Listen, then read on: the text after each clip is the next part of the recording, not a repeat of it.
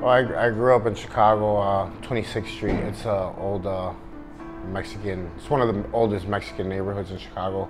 And it's really gang infested. I mean, it's natural to be in, whoever's not in a gang, it's actually weird.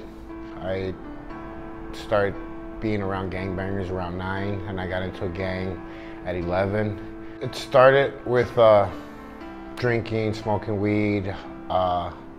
Then it graduated into I needed some money, so I started breaking into cars, stealing cars. Then at the age of 17, I actually started working with the cartel in Mexico.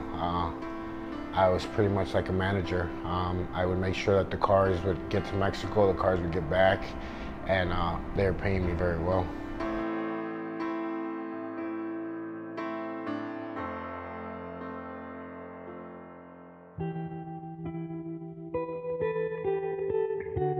As a kid, very dysfunctional family. My parents got married at 14, and they were kids, you know, having kids, and they didn't know better. My dad was an alcoholic, drug addict, and I guess was very abusive with my mom, and my mom wasn't well either, you know, mentally. And her brother, an uncle of ours, that ended up molesting me and my sisters, and you know, not only was it being molested, but you know, almost tortured at the same time, you know, cold baths, beatings.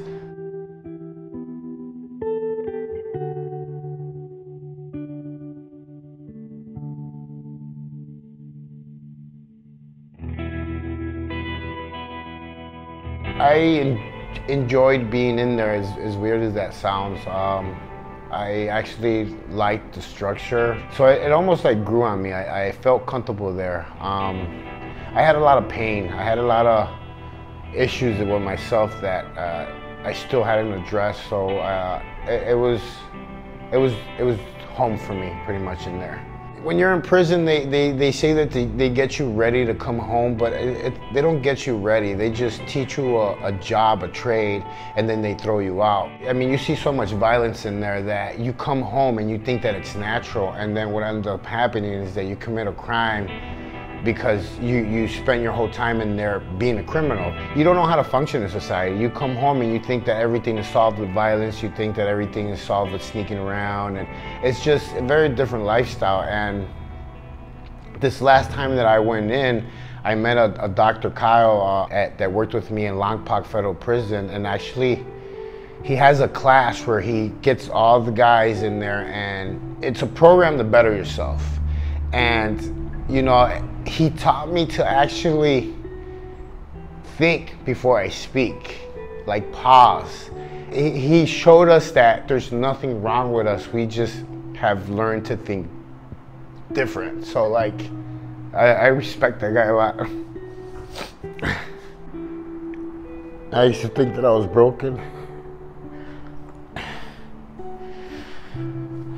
And then he taught me that he cared about us. He wanted to see us do better. And in my world, there's not too many people that care about us.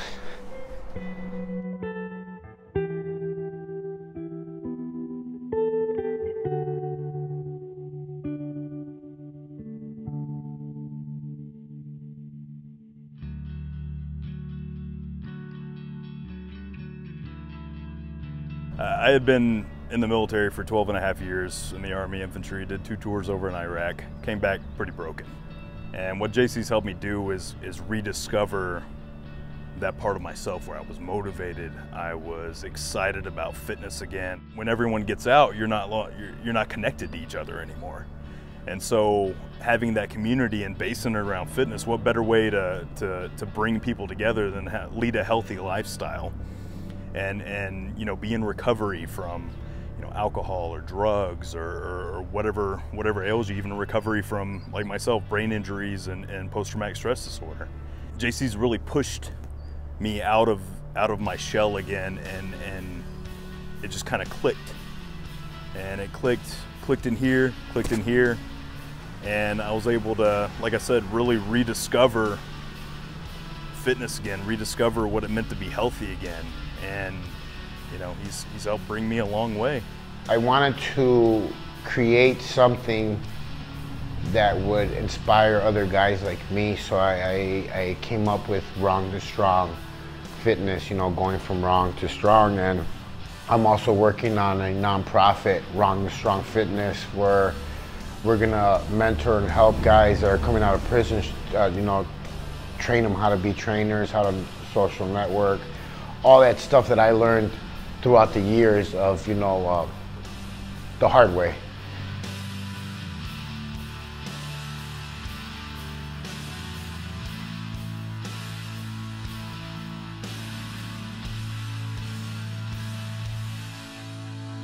You know, it's never too late to change. It's never too late to make a better decision, and it's never too late to ask for help. And that's the biggest thing, is that it's so easy to do what's wrong, but it's very, very hard to be strong sometimes. And my biggest message is just, it's never too late. We could create a change.